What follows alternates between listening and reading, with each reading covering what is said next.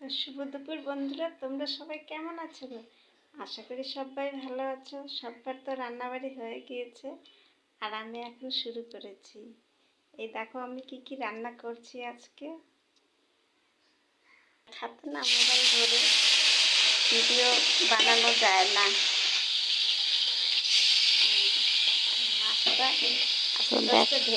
তো দেখো বন্ধুরা, এই যে বাটা মাছটা ভেজে নিচ্ছি, তারপরে সাজনা আলু দিয়ে রান্না করবো। দেখো সাজনাটা আলুটা বেশ সুন্দর করে ধুয়ে নিচ্ছি।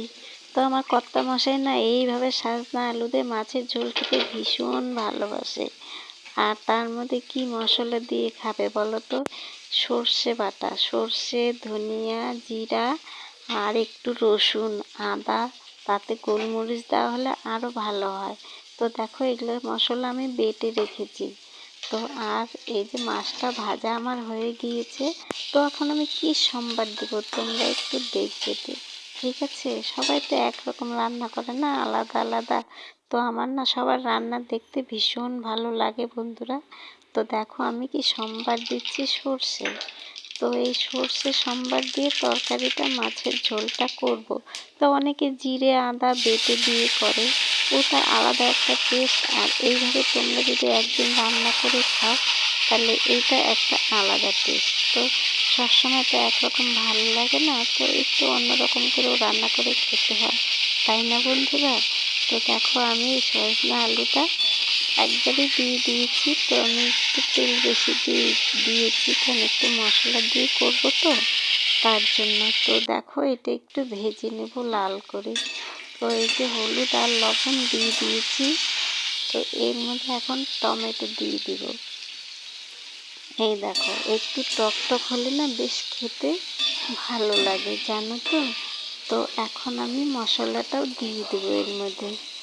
এই যে মশলাটা বেটে রেখেছি, আর বাটা মশলার তরকারির টেস্ট কিন্তু আলাদা হয়, তাই না? তার মধ্যে আমি একটু শুকনো লঙ্কা দিয়েছি, আর একটু এখন জল দিয়ে দিব। জল দিয়ে ভালো করে তরকারিটা কষিয়ে নেব। তো কষানোটা যত ভালো হবে টেস্ট কিন্তু তত ভালো হয়। দেখো টমেটো, সজনা, আলু সব একসাথে কষিয়ে নেব। আর এই কষাতে কষাতে কিন্তু আমার সজনাটাও সেদ্ধ হয়ে যাবে, আলুটাও মোটামুটি সেদ্ধ হয়ে যাবে। তো দেখো কালারটাও কিন্তু বেশ সুন্দর এসেছে। তো একটু ঢেকে রাখবো, তারপর আর একটু কষিয়ে নিব। তো দেখো এরপরে কালার কত সুন্দর আসে। এই দেখো বন্ধুরা কি সুন্দর এসেছে না কালারটা? এতক্ষণে কিন্তু আমার সজনা আলু দুটোই অনেকটাই সেদ্ধ হয়ে গিয়েছে, বেশি সেদ্ধ হয়ে গিয়েছে, মানে ভাজতে ভাজতে অর্ধেকটা সেদ্ধ হয়ে গিয়েছে। তো হচ্ছে দেখো এখন আমি জল দিয়ে দিব। তো টমেটোটা গলে গিয়েছে, তো জল দেব এখন। তো হচ্ছে জল দিয়ে দিব। তো একটু ঝোল করব, পাতলাই করব ঝোল। তো এখন তো গরম পড়ে গেছে, তো একটু পাতলা ঝোলই ভালো লাগে। আর একটু জল দেব এর মধ্যে। তো একটু আর একটু ফুটবে, তারপরে মাছগুলো ছেড়ে দেব। তো হচ্ছে তার মধ্যে একটু ধনেপাতা দিয়ে দিব। এই দেখো বেশ পাতলা ঝোলটা হয়েছে, খুব একটা ঘনও না আবার খুব একটা পাতলাও না। আলুটাও সেদ্ধ হয়ে গিয়েছে। তো এখন আমি মাছগুলো ছেড়ে দেব। তো তোমরা এইভাবে একদিন খেয়ে দেখো বন্ধুরা, ভালোই লাগে খেতে। তো এরকম তরকারি আমার কর্তামশাই ভীষণ ভালোবাসে। আমি আবার পাতলা ঝোলই ভালোবাসি। আমি যদি রান্না করতাম আমার পছন্দ মতন, তাহলে আমি জিরা আদা বেটে দিয়ে রান্না করতাম। তো একটু মশলা বেশি খেতে ভালোবাসে, তার জন্য ওর জন্য আমি এইভাবেই করলাম।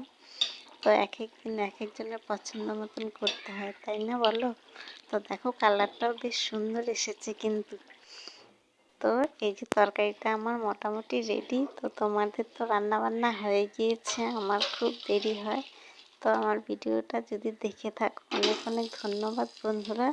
তোমরা সবাই ভালো থেকো। আর হচ্ছে ভালো লাগলে একটু লাইক কমেন্ট করে দিও বন্ধুরা। আমিও আছি তোমাদের পাশে, তোমরাও